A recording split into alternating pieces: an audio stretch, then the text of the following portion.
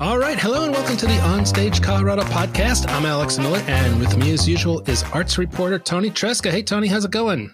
Good morning, Alex. It's going pretty good. How about you? Oh, just great. Just great. We were just talking about had the night off after four nights in a row at the theater, but there's plenty of stuff to talk about. But right now, I wanted to we have a very special guest with us today.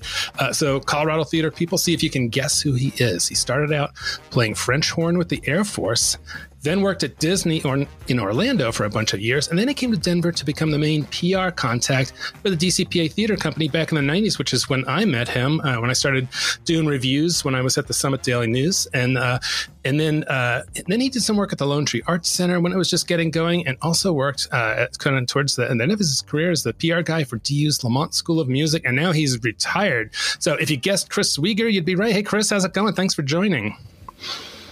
Good morning. All right. Well, we were just talking about how, like, between the three of us, we've kind of got Toni in his 20s and me in my 50s, and I think you're in your 70s now. So we've got many years of theater knowledge of Denver between us. It'll be a fun conversation. So as usual, we'll review some of the latest shows we've seen and or reviewed, as well as take a look what's coming up around Colorado. A lot of the shows, of course, this time of year are holiday shows, and we've actually talked about a lot of them already. They're kind of a lot of them pretty much if you're up now. There are a few more shows starting this coming weekend, but and then also later in the podcast we'll have an interview that Toni did with choreographer Jessica Hindsley, whose amazing work is currently on display at the Arvada Center in their beautiful production of Rodgers and Hammerstein's Cinderella. So Toni, can you tease that interview just a little bit?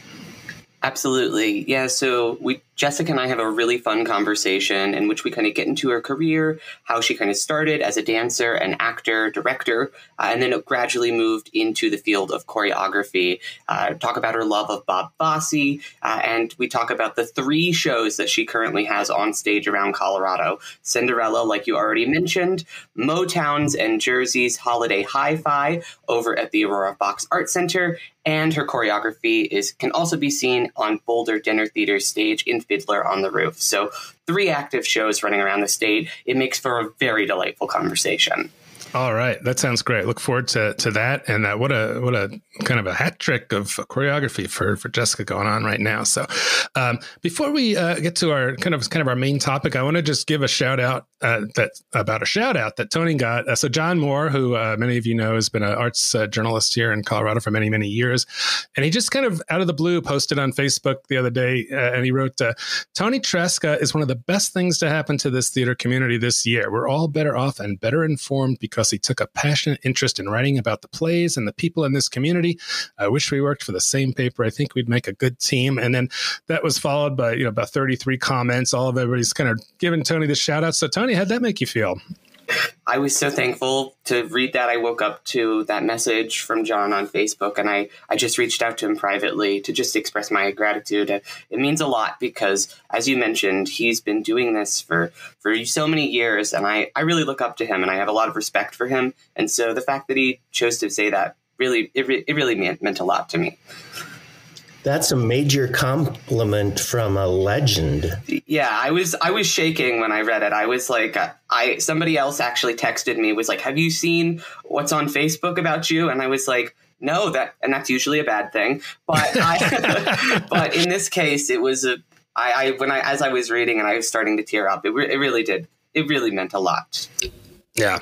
Well, I certainly would echo that. Toni approached me in the fall of 22 when he first got into Colorado here and started doing some stuff for OnStage. And since then, you've just been, you've been writing for Boulder Weekly and a lot for Westword and a couple of other publications, as well as, for the OnStage Colorado site and doing the podcast and doing your MBA and your MFA. And I don't know, you're a busy guy. So I think everybody's a little amazed at how you do it. But I remember I was able to do more things when I was your age too. I'm just like, I'm lazy. So anyway, well, thanks. Thanks to John Moore for shouting out Toni there. That was very nice. So, yes, thank you, John. And I think one of the reasons he did that was he was reacting. He didn't mention it, but I think he was reacting to the story that you had in Westword about the shakeup at Vintage Theater. And we talked about this a little last week, but since your story came out, more of that story has sort of come to light. And so, I was reading some of the comments about Facebook on it, and it's still clear that there are still people who and Toni, you haven't done a lot of hard news stories like this, so you might have been a little bit like, usually writing kind of happy pieces, and this was not necessarily a happy piece. And, some people in a situation like that are feeling like they may wish they had been heard as well. But, as a writer, you can't interview everybody. But I thought you did a great job with a balanced approach to it and got both sides of the story. But if you wanted to just summarize real quick what the crux of this situation was. Sure. So this piece that was in Westword, it ran on December 8th. It's talking about the cancellation of Langston Hughes's Black Nativity. It was a production that was envisioned as kind of becoming a Colorado holiday tradition, but ultimately it became the first production in vintage theater's 21 history to be canceled after rehearsals had began. So in the piece, I interviewed 4 people, including Bernie Cardell, who is the artistic director of Vintage, Shoshana Staton, who is Vintage's board of directors, Lisa Young, who was the director of the production, who was ultimately let go, and then Kat Grime, who is the assistant stage manager, as well as a number of other sources who asked to remain anonymous. The production faced a number of challenges throughout. I ended up going. I initially was sent to write a preview of the show, actually. So I interviewed the creative team back in November to kind of get information about a preview. And at that point, the only challenge that kind of emerged and was brought up was COVID concerns. That was what initially caused the production to be delayed to December 8th. It was supposed to open on December 1st. However, news came out that Young was dismissed on December 2nd. And since then, conflicting reports have come out about kind of the backstage turmoil that has been going on. But you can read the article if you want to get both sides. There really is conflicting reports. I kind of just try to let all these parties involved speak their truth here. But there were some issues from the kind of some clear agreed upon issues from the start, including overhiring, casting. There was some managerial challenging, and then cast members started to let go. And then when Young herself was let go on the 2nd, that led to kind of many of the cast members who she had personally recruited dropping out as well and calling for a boycott, which ultimately caused the theater to cancel the show on December 3rd. And now they face the daunting challenge of kind of recovering $40,000 roughly that they had spent on the show without any performances to recoup the investment. And a bunch of people are upset because they found out on social media about this rather than from the theater. So there's just a compounding series of issues here, and it was a tricky situation to report on, and it's really a sad story for the theater community.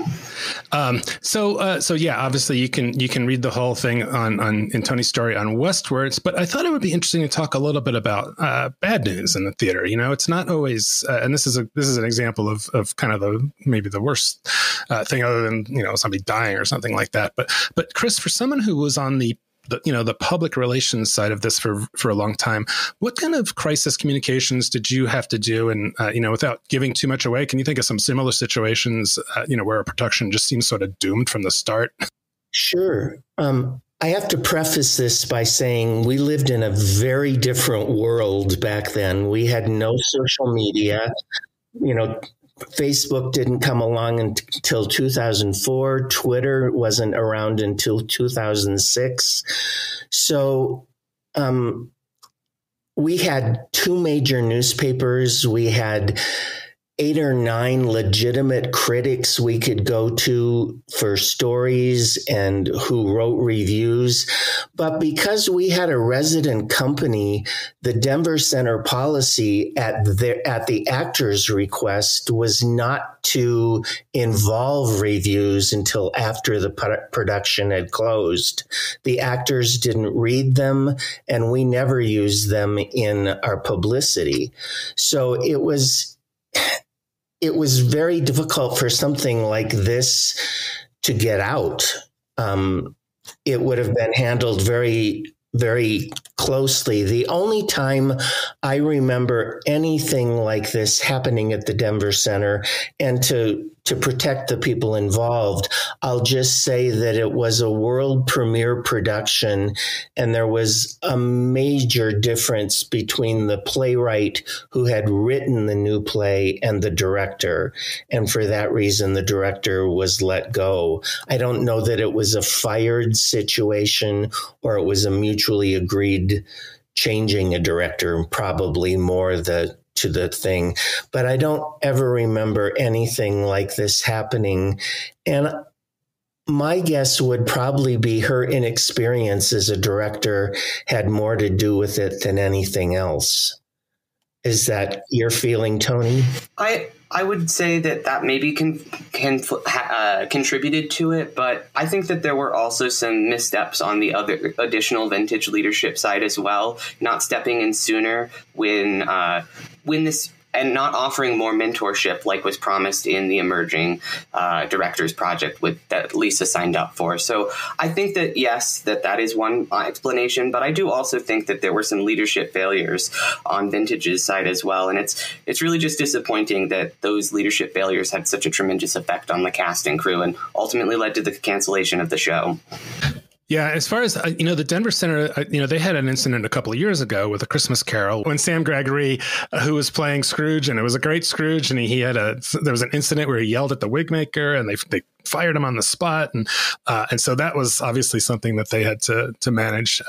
But they didn't, having been in the communications and PR world in one way or another for most of my career, I can tell you there are companies that are really good about crisis communications. They just grab the bull by the horns and they come out and leadership makes firm statements. And then on the other end, there's companies that just and whether it's a theater company or, a corporation, whatever, they just prefer to kind of hope it blows over and not say a whole lot about it.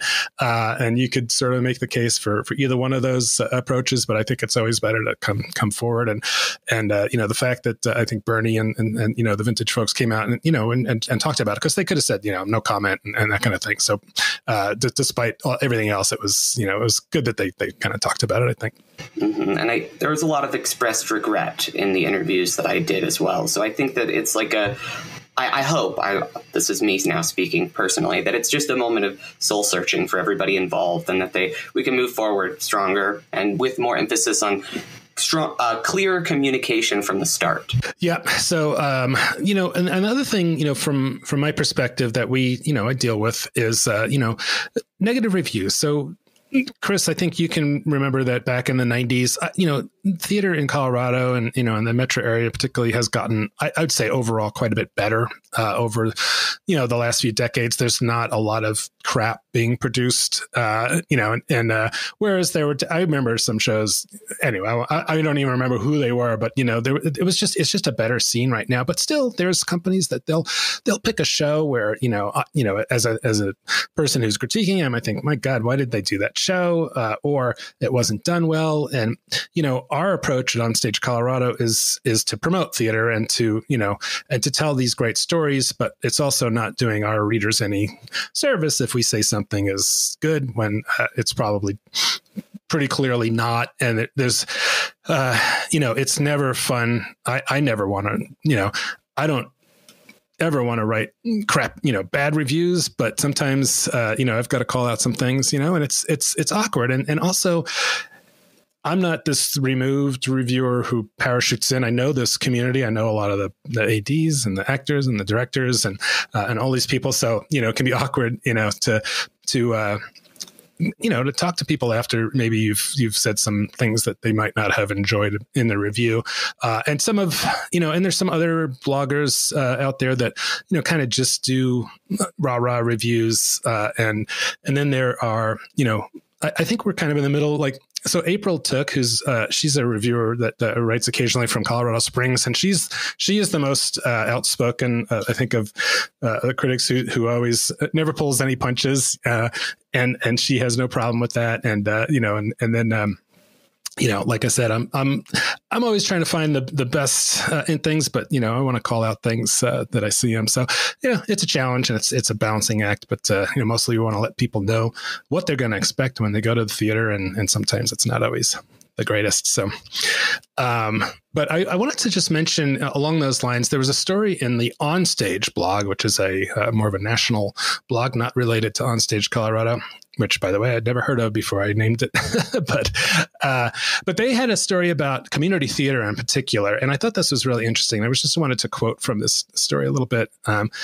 And it says, the fault lies in the nature of an often unspoken relationship between the media that publish such reviews and proceed from the assumption that since local performers and production staff are unpaid, it's unfair to measure the performance with the same yardstick used to assess a more professional offering, which is nonsense. While local theaters operate under obviously tighter budget constraints, the Register says there is no single aspect of a theatrical production that is defined by the amount of money that can be thrown at it, which I could probably argue with that a little bit. But I think what they were saying is that, even if the audience can tell that you don't have $1 million to spend on light effects or whatever, the basics of acting are the same, and singing and dancing and that kind of thing. So, and it talks about, if you're softballing on a review, it does more disservice to a community. A local theater patron reads a nice review, goes to see the show, and assumes because the reviewer knew what they were talking about, that what they're witnessing is a good production, even if in truth they end up being bored out of their skulls. And while the performers get to bask in the glow of the nice things they said, they move on to the next production, secure in the knowledge that they're doing good work when perhaps they're not. And then the last point I just wanted to call out from this one, they said another component of this issue is incompetence on the part of the reviewer. So locally based reviewers are often pressed into service with little or no background in theater, which of course is very true, without ever comprehending the important central role of the cook, which is known as the director. So, and so, Chris, also getting your perspective from the PR side, and you kind of answered this a little earlier when you said you really didn't share reviews with the actors. And were they told not to read the reviews? I can't believe they all adhered to that, because I know some will read them no matter what, right? Yeah, there were a few that did, but the major ones like Jamie Horton and Kathleen Brady and John Hutton would never read a review, because they felt that if they read the review, there might be something in the review that would change their performance. And they still had 4 weeks of the run, beyond the review coming out. I think we did have bad reviews. We seldomly had a mean review. And I think the difference is that when I was a publicist, and I so respect the publicists today for what they have to work with. When I was a publicist, I was working with professional critics that worked for newspapers or television stations or even a blog, but they had an editor they had to answer to that kept them from becoming a loose cannon. And the other thing I tried to do to make sure that we didn't get just a mean review is I always tried to educate the critic on the production. And the best thing to do, especially with John Moore, who saved my bacon so many times, but you want to have a close relationship with them, and you want to help them. When I first started, my whole thing was to help the critic, not to just spew things out to them. And that really helped me over and over again, because John Moore knew when he had a Denver Post feature cancel on Wednesday, which was his deadline day for Sunday, he needed something quality and quickly to replace it. And he knew he could come to me and I would do a lot of the work for him, or I already had something ready. And we got some of our best Sunday front page of the entertainment section features because something else had canceled. Since we're talking about John, can I tell you just a really quick story about John Moore? Sure, absolutely. We opened a brand new musical by Mark Herlick, which was a new musical based on a play he had written called The Immigrant. And this new musical was about a man who came from Russia I'm trying to remember the actor's name. I can see his face. He later went on to do Fiddler on the Roof on Broadway. But of course, Jacqueline Antaramian was the young wife of this man. Well, this man emigrates to Texas, and he later brings his wife to Texas after he's befriended this conservative Texas couple. And the theme of the thing is that this Russian couple was Jewish, and the couple in Texas was Baptist. So there was all this conflict. Well, John did the most amazing pre-show article about the show. And I honestly thought he should have been nominated for a Pulitzer for it. But he took and built family trees of the character from Russia that Jackie played and Jackie's own personal family tree, because she immigrated as a child from Armenia.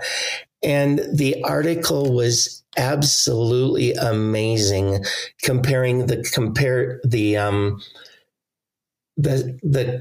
comparable experiences between the actor and the character she was playing. It was just amazing. So it's all, getting back to your original question, it's all about the relationship you have with the critic. Yeah.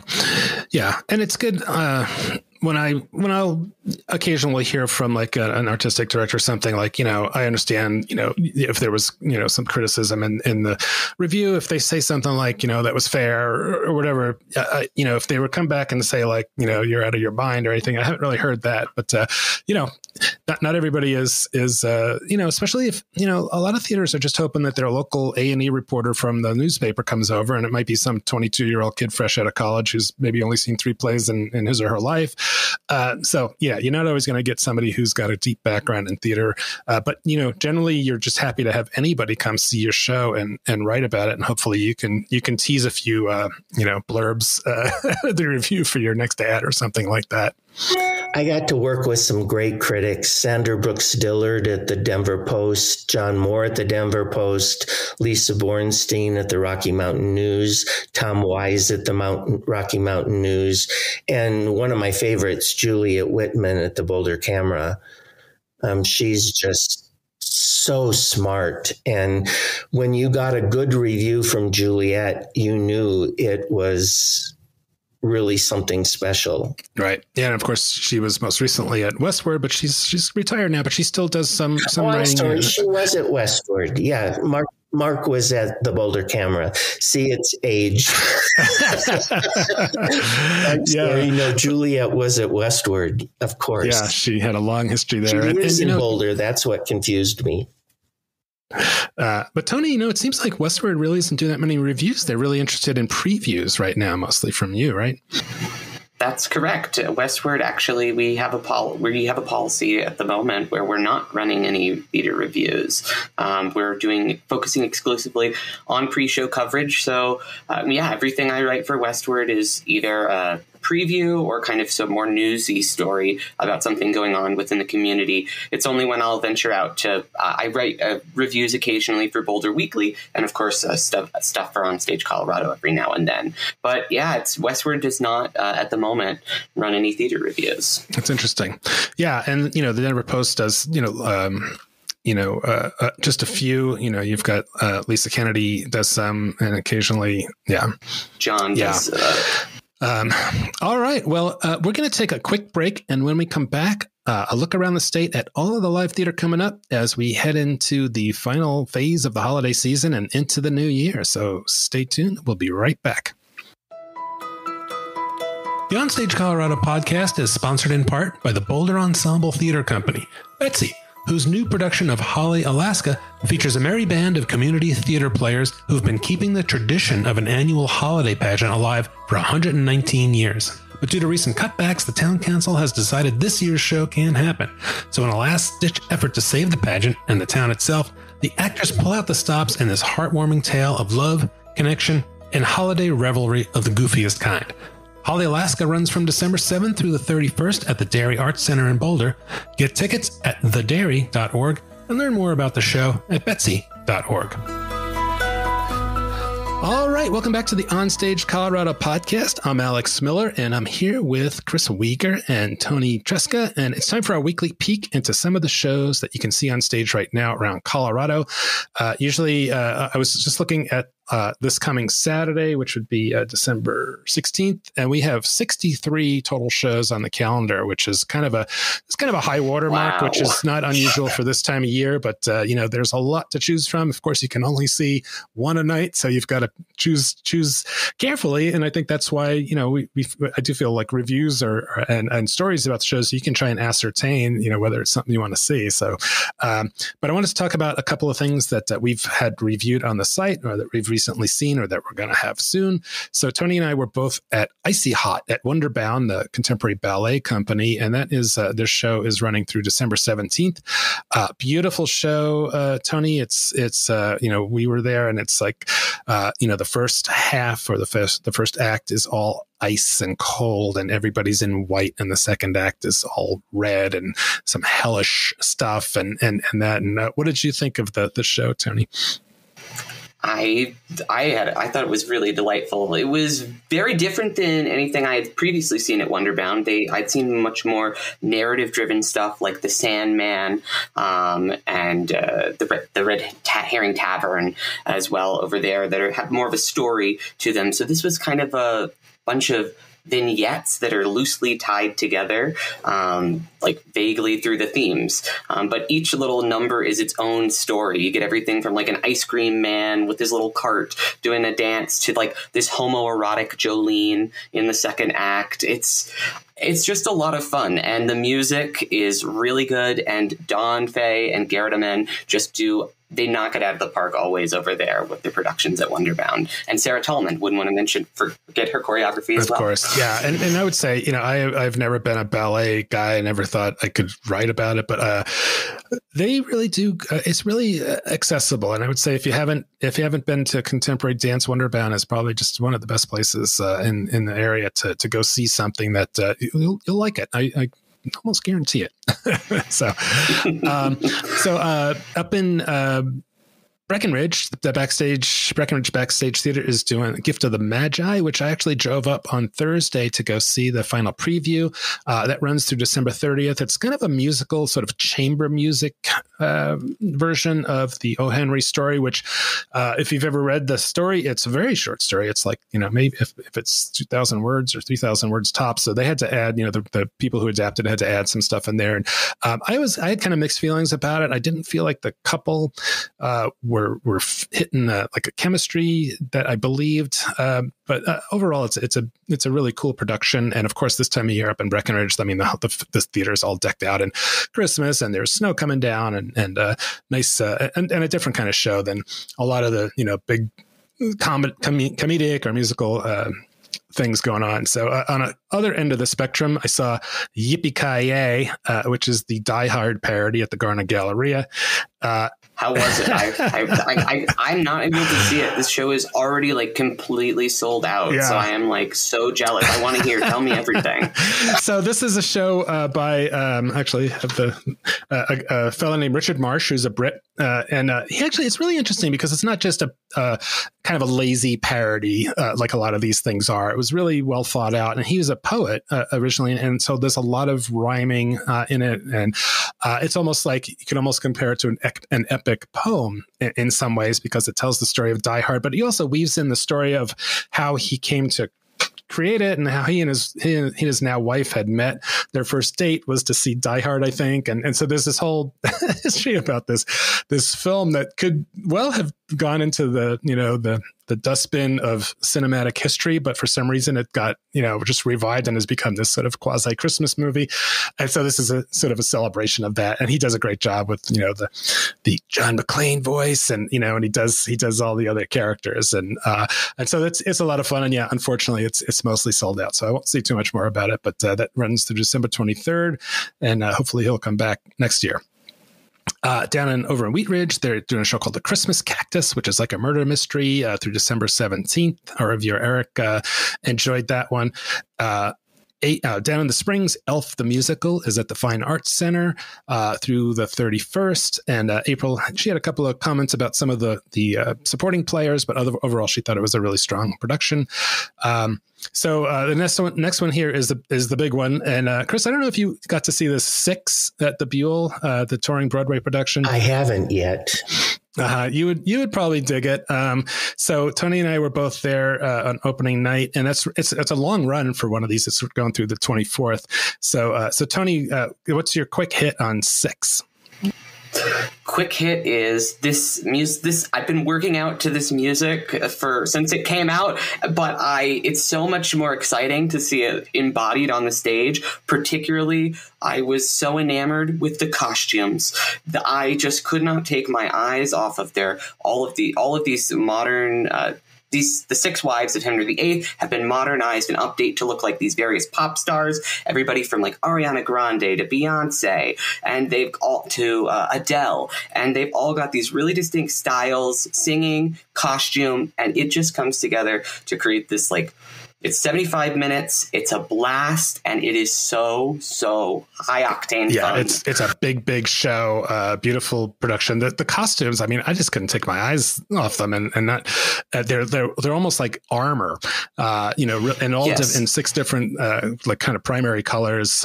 So it's a ton of fun to see. And so if you can get tickets to Six, definitely would check that out. Santa's Big Red Sack, which is a kind of a yearly thing from Rattle Brain Productions. They do some improv and this show is actually turned 21. It's the 21st season they've been doing this. And our critic Eric Fitzgerald went to it and really enjoyed it. And that's and I've talked. I haven't seen it myself, but I've talked to other people who've seen it, and they all say it's a lot of fun. So that's running through December 23rd. And then coming up, so Miners Alley has got 2 Christmas shows going because they have right now 2 theaters, 3 actually, because they have a kids show, right, Toni? Yes, that's why Tony's holding up 3 fingers. Yeah, so they're doing the story of the Nutcracker for the kids at their soon to be old facility, as well as the Ralphie story, A Christmas Story. In the old theater, and in a new theater, they've got the Trailer Park Christmas Musical, which is a ton of fun. So that's going on in Golden. We've got the Cleo Parker Robinson has a Granny Dances to a Holiday Drum kind of Christmassy show, and we'll have a review of that from our occasional reviewer, Jamisha Winston. And then over in Boulder, Betsy, the Boulder Ensemble Theater Company, has Holly Alaska, and our reviewer, Susan Harper, will have a review of that really soon. And that runs through the end of the year. And you haven't seen that one yet, have you, Toni? I have not seen that one yet. Okay. Yeah. So I'm interested to hear what Susan thinks of it. And then a perennial favorite, not a Christmas show, but Matilda at Town Hall in Littleton. And Tony's giving like the signs. He's one of his favorite shows. So, and I don't know if you've seen this one yet, have you? I have not seen it, but I did some pre-show coverage of it for Westword. So I got to interview the young actress, the 11-year-old actress, Ellie Plank, who is playing Matilda, as well as the magic consultant, James Lopez, because this show really leans into the magical elements of the Matilda musical. She's got kind of, she's a dreamer with psychic powers, and they are really leaning into that. And they're doing a lot of sleight of hand and black magic in the show. So if you can get over there, if you can get a ticket, because tickets are almost already sold out for this round. Yep. Let's before we go into the next one, let's talk a little bit about the sort of the season that's winding down. So, Chris, what did you see this I don't know, kind of the last few months that you really enjoyed? First of all, it's so much fun when you worked in theater for as long as you did and couldn't see anything.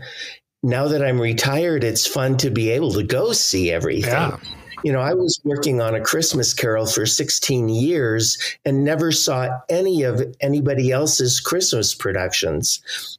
But this fall, I loved the Arvada Center's Beautiful, the Carole King story. I thought Emily was astounding, and I was blown away.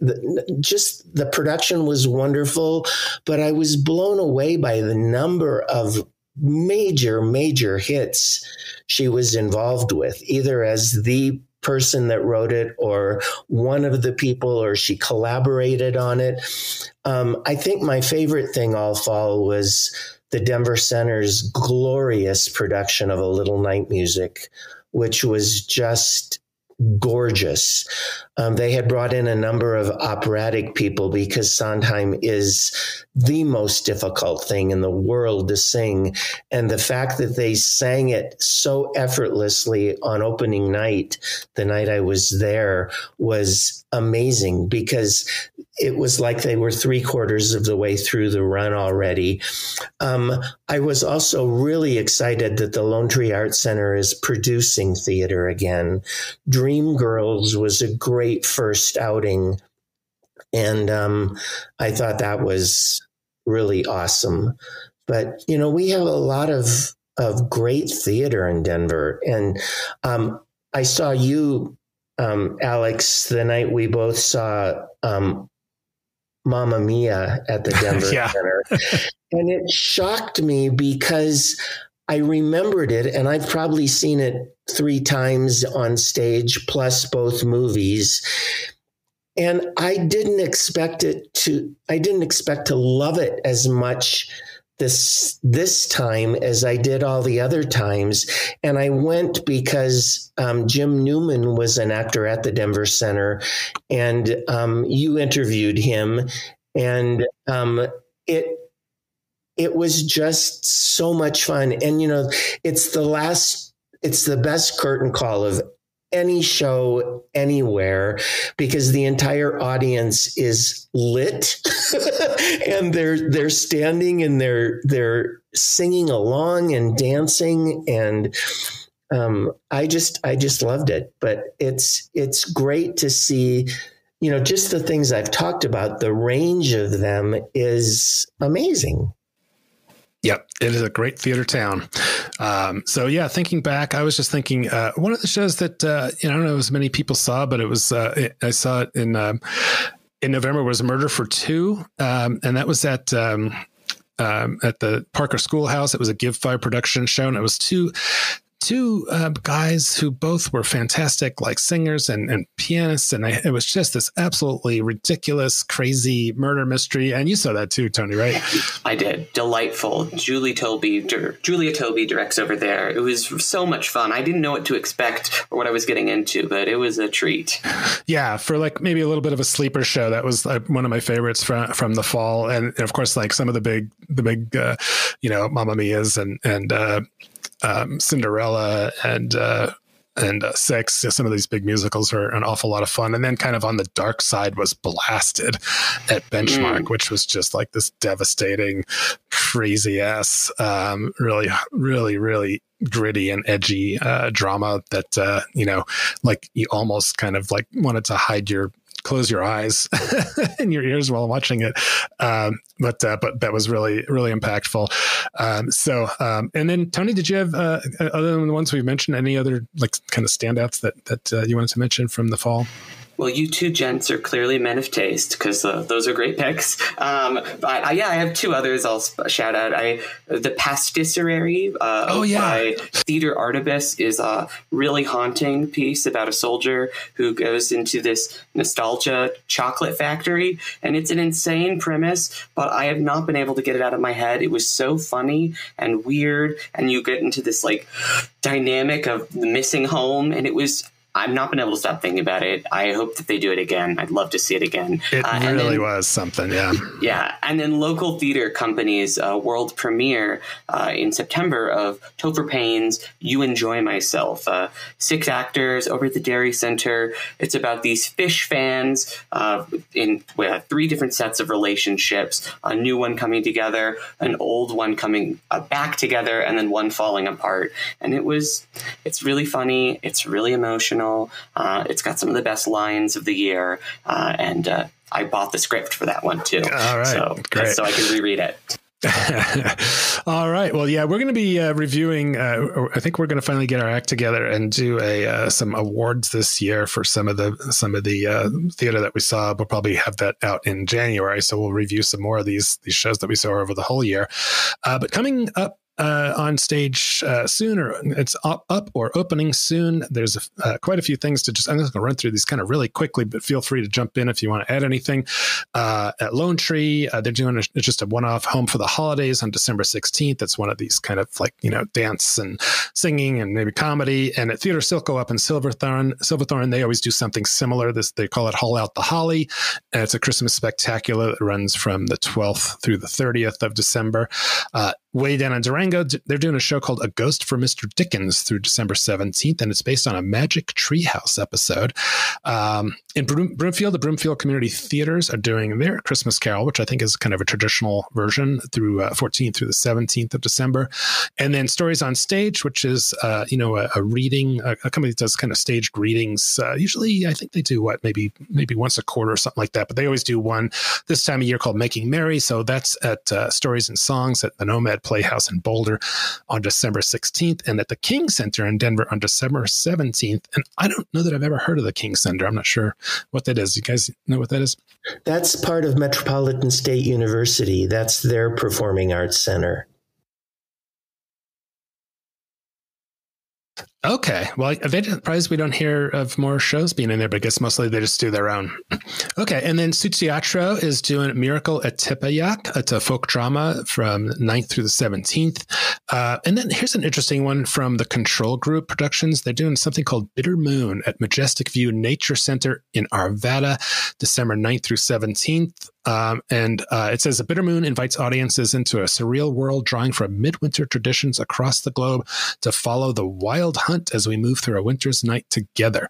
So that sounds really cool. Tony, you're nodding your head like you maybe know something about this. Did you talk to these folks?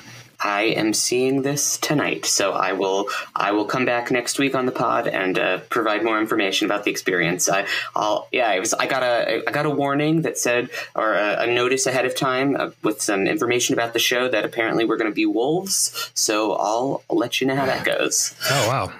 You get to be a wolf. All right. Well, so let us know about that next time. And then up in Evergreen, they are doing, speaking of, we were talking about O. Henry, The Gift of the Magi. They're doing a show that is some sort of a take on Gift of the Magi, and then another O. Henry story called Gift of Fools, and that's December 15th through 17th at Center Stage. At Three Leeches is doing something called 3 Days of Rain at Buntport, December 13th through 16th. Says the story unfolds in 2 acts set in different time periods with the same actors portraying their characters' parents and then their children. Which reminds me a little bit of a show I've been watching on Apple TV called Monarch. It's about monsters. Have you seen Chris's reacting? I love it. I love it. Yeah, it's great. So it has Wyatt. So it's got Kurt Russell and his son Wyatt Russell, who I love. He was in this goofy show called Lodge 49 that unfortunately I went one season, but I really loved it. But anyway, so he plays the young Kurt Russell back in the, I don't know, like the 50s or something. And it's all this Godzilla monster stuff, which, I am not at all ashamed of saying I am a monster guy. I was watching Godzilla and Rodan and Mothra and all that stuff when I was a kid on Channel 11 in New York. I mean, it was like there was just on all the time. So it's Wyatt also played the new Captain America on, I can't remember the name of it. Sebastian Stan and somebody else, where Captain America retired and there was a replacement Captain America and Wyatt was that. Okay. Yeah. Well, he really does look a lot like Kurt. So it works. It works. Totally. Yeah. Tony, what have you got? I think you're talking about the Falcon and the Winter Soldier, right? Yes. Okay. So a little diversion there into this screen, but back to Colorado Theater Company Lafayette is doing Holidazed and Confused, which is 5 one-act shows, December 15th through 17th. And that's all I'm going to mention. There's lots of other one-off and two-off Christmas concerts and all kinds of things. And they might be in churches, they're in theaters. There's so much going on. If you want to get out and do some of the holiday cheer, you probably not far from something going on in your own neighborhood. And those shows are often free or really, really inexpensive to go to. So, Chris, anything else to add that you like to go to at this time of year? It could be like a Christmas market, like Chris Kindle Mart, or what do you like to do this time of year? I love the Colorado Symphony. Their productions during this time of year are just absolutely magical. Of course, A Christmas Carol at the Denver Center, although I saw it so many times. I know. You know, I had to be there because of the crowds for that show. And I probably saw it 15 or 20 times a year. And that's a lot. Yeah. So over 16 years, that's a lot of Christmas carols. I still love it, but yeah, I've probably seen it half a dozen times, so I gave it a miss this year. But unfortunately, I think one of our reviewers was going to go see it, and I don't know if it was canceled or something fell through. So, but we've reviewed it several times. They had to cancel 2 performances, and I don't know why. There was they had to cancel, and I think it was they got up to 4 productions that they ended up having to cancel due to a number of actors having COVID and even their swings and stuff. COVID is still real. It's still around and it's still affecting theaters. Yeah, it's too bad. So yeah, be careful out there. It's probably not a bad idea at all to wear a mask, but definitely don't go to the theater if you're feeling sick. So, all right. Well, hang tight. We're going to have Toni's interview with Jessica Hindsley to talk about choreography in just a moment. So stay tuned for that.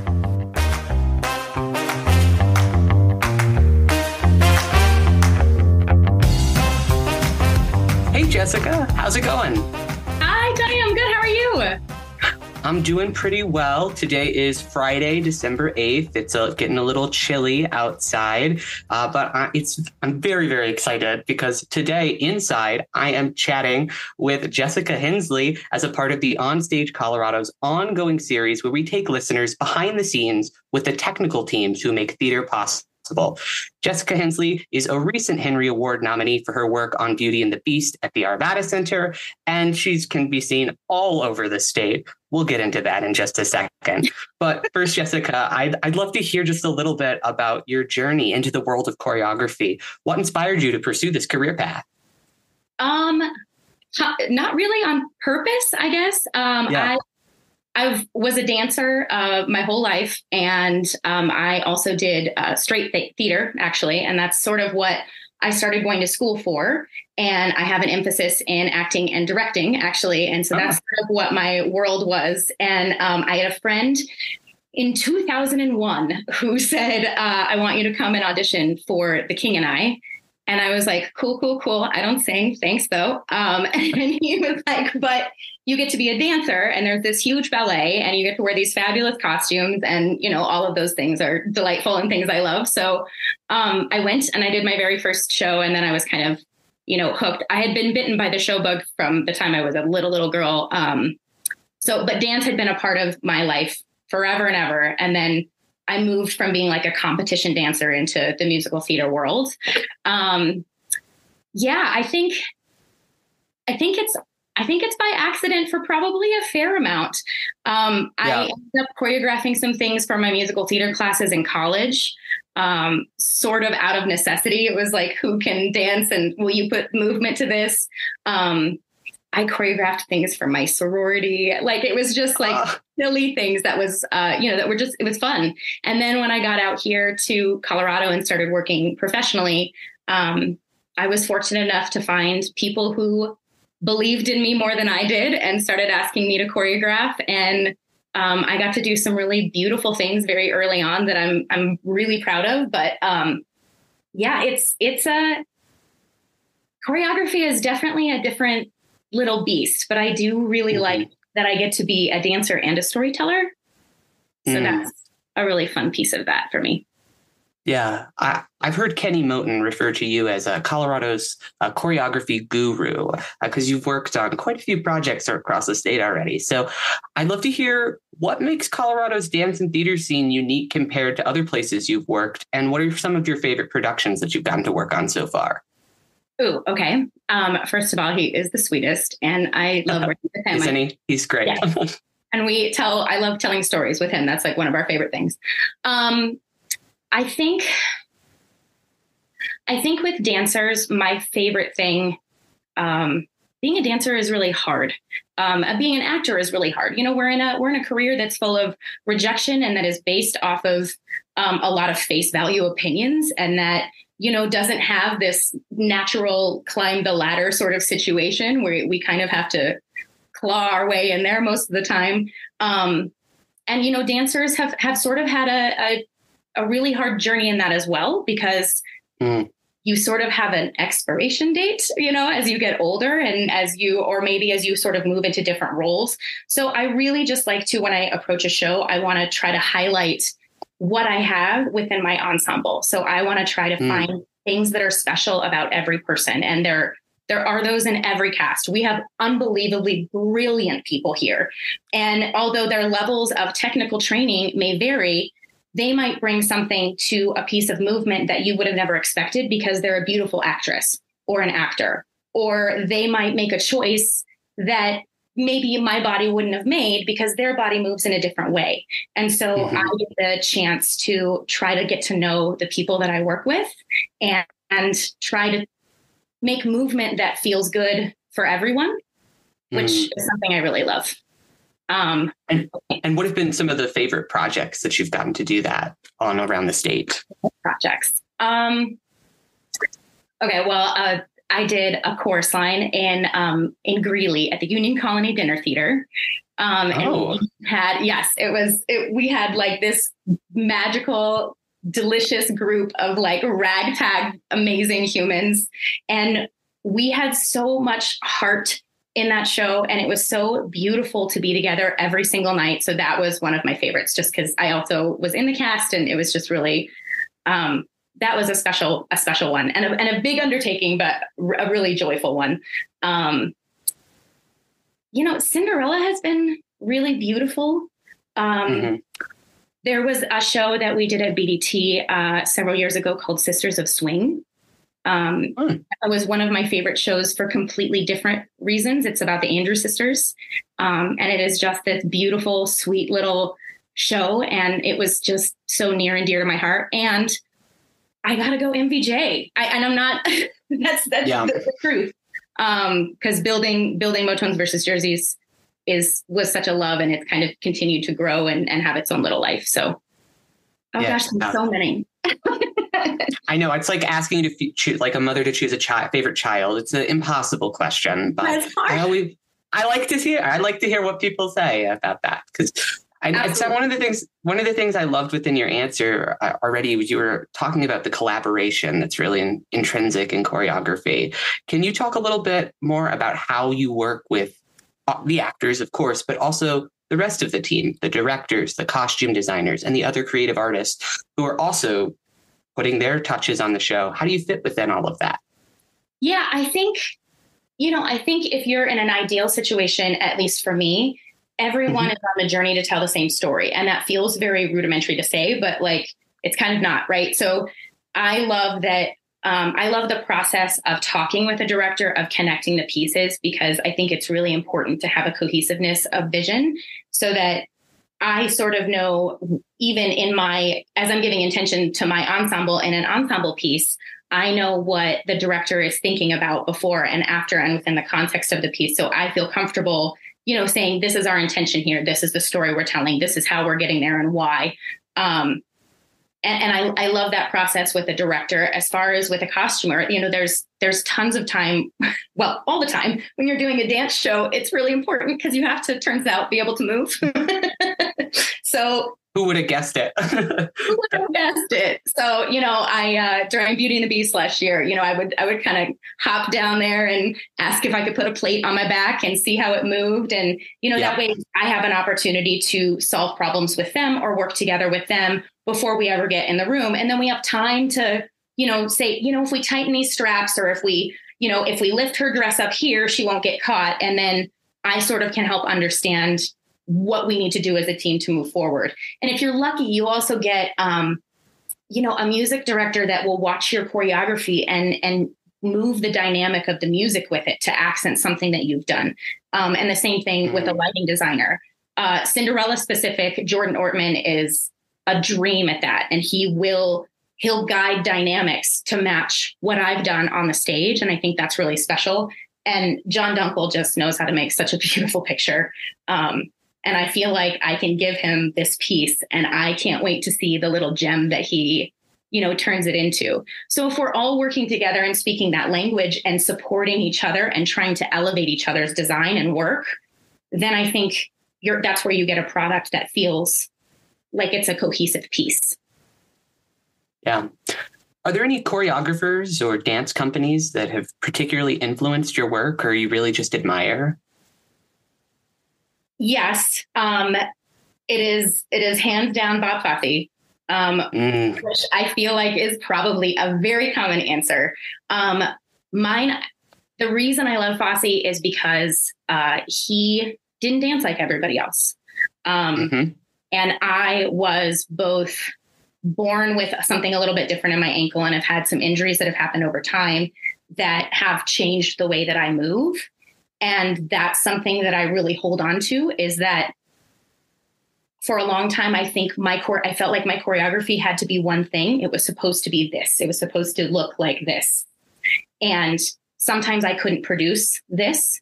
I'm also, I have a ballet training, but it's not as extensive as some other choreographers. So that's not something that I always offer in a way that some other people do. And for a while, I think that fed some imposter ickiness. But what I think inspires me so much about Fosse is that he was like, I move this way. I move my way. This is how my body goes. And this is how I tell stories. And I think that's so special, because none of us are one body. We are all different bodies. We all have different ouches and icks, and I can't move my knee that way, and whatever that is. So to be able to want to create things that are meant for all bodies and for all movement, I think has pushed me forward. And so I thank him for that. You just got done opening Cinderella at the Arvada Center, where it will be running through December 31st. And it's received rave reviews for its choreography, particularly from outlets like OnStage Colorado. Yes, and thank you. Can you walk us through your creative process for choreographing a classic like Cinderella? What challenges did you face? Yeah, we wanted to put a new layer on Cinderella, as I know you talked to Kenny about. So we wanted to kind of create something that was for, a younger audience with some different movement in it. So I wanted to kind of honor what we think of as that classic Cinderella sort of movement, whatever that sort of means, that I guess a classic musical theater sort of piece. And infuse some more modern movement into it. Some things that you might see on a TikTok because that's the world that we're living in our Cinderella. And it was fun to kind of play with that juxtaposition and have moments of both. Specifically in the waltz itself, I really wanted to kind of deconstruct a waltz while still having a very classic touch to that. Yeah. We were talking about this before we started recording. It's got those elements of a waltz, but it feels so much like you're at the Met Gala. There's these contemporary movements and touches within the choreography that they've got that. They're absolutely doing the waltz. There's no denying that. But then they'll step out of it. They'll do a little turn. They'll have a selfie. It's those little moments. I think it's such fun to be able to take the mold of what something should be or what it classically is, and then smash it and see what you come up with. And I was very fortunate to have a group of dancers who wanted to roll and play and do, kind of whatever crazy thing I wanted to try. And one of my favorite things about the waltz that we put in, I really wanted to have this sort of breath in the movement, this sort of glide and this ease and sort of this unifying sort of in and out breath. And so we started doing it in rehearsal, and then it kind of ingrained in the movement. So if you get a front row seat, listen for that breath, because you'll hear it in that waltz. They breathe in and breathe out as a group. And it's really nice because every now and then you'll feel them sync up because somebody starts breathing again. And so it settles back in, and it's just such a beautiful thing as an ensemble to have that together. And I've kind of really fallen in love with that moment, watching that moment. So today, I think I mentioned this up at the top of the interview. It's December 8th. You are on your way to go open another show this evening, actually, over at the Aurora Fox Art Center, Motowns and Jerseys, Holiday Hi-Fi, also with Kenny Moten over there. What is it like working on a more non-narrative piece like that, a little less of a classic like Cinderella? So Motowns and Jerseys this is our holiday hi-fi show. So this is the holiday version of our classic show that we have done here in Colorado for about 8 years. And it's also been on 2 national tours, which we're super excited about. It's so joyful because it's music that you just can't help but love. It is every 60s piece that you want to hear and more. They're unbelievably talented. And being able to shape something that isn't, the norm, or that isn't really even a jukebox musical, or it kind of lives in its own little world, is really fun. And watching it take life has been really fun. And seeing how that audience involvement sort of builds this energy in a room. And it's just, I mean, I've watched it play across the country, and it's just joyful everywhere we go. And you'll hit somebody's hot button with a song, one person or another. It might be Sherry from the Jerseys, or it might be Superstition, but you'll hear somebody in the crowd for every song be excited to hear it. So it's really fun. It's a fun show, and it's fun to kind of do something a little different after a full musical, and Fiddler before that, which is still playing as well. So it's been fun to kind of have through January. Yeah. Yeah. Well, yeah, that's great to mention too. Yeah. You've got 3 shows on at the moment. Is that right? Okay. Yeah. Super exciting. And so you can check out Motown and Jerseys over at Aurora Fox through December 17th. It's on at the Fox's Main Stage Theater over there. Jessica, what advice do you have for aspiring choreographers, especially those who might be looking to establish themselves within the Colorado dance scene? Okay, well, I love this question. First of all, if you ever have questions or want to sit down or want to hang out and talk about that, I'm always down. So I'll throw that out in the world right now. Let's get a cup of coffee. Manifesting that coffee chat. Yes. I think my greatest advice is something that I'm still learning, and that's to find and trust your own voice and the way that you see the story unfolding. And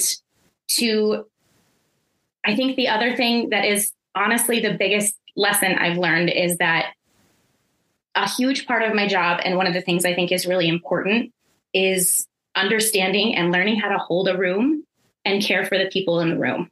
And I think that is something that is more than steps, and that is really important to build a piece that can weather some of the challenges that we're facing in today's theater universe, So I think being true to yourself and being kind. Yeah. Can you share any upcoming projects or collaborations that you're excited about going into 2024? Yes, actually. I'm working with somebody you may or may not have heard of. His name is Kenny Moten. Kenny Moten. This is a new name to me. New guy on the scene. Write it down.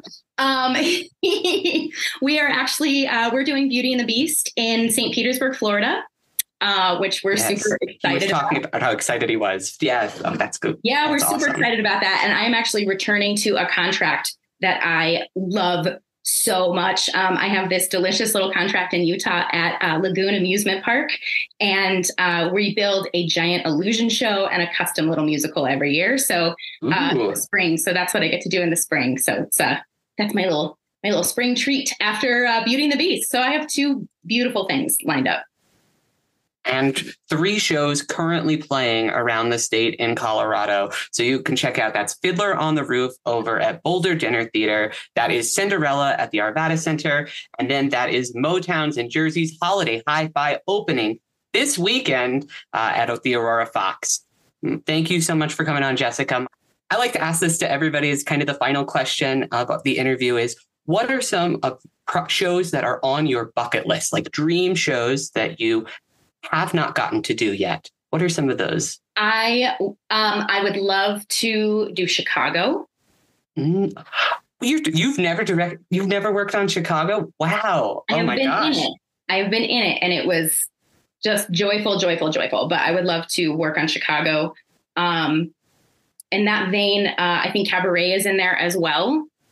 Yes. And then and I'm not trying to take a left turn on you here, but truly something else I've really fallen in love with is working on new work.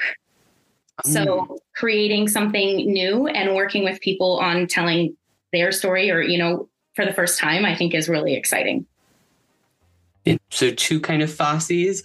And then something I'm still getting Fossy from like new work, make your own kind of thing out there. So thank you so much for sharing, Jessica. This has been a truly delightful conversation. Thank you so much for coming on the OnStage Colorado podcast. Thank you so much. And thank you for your plugs and for your time.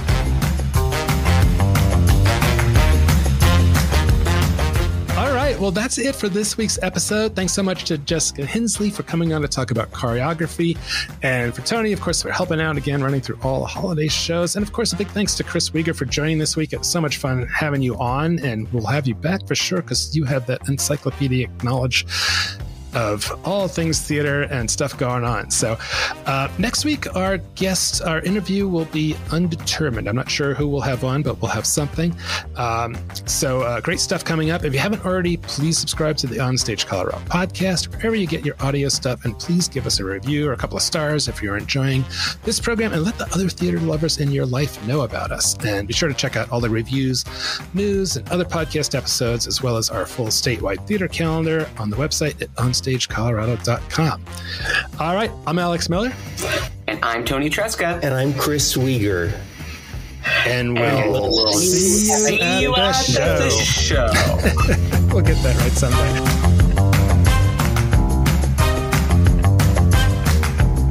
Did I make a total fool of myself? Yeah, I'm going to probably have to cut most of your shit. No, it was great. It was great having you. No, this was awesome.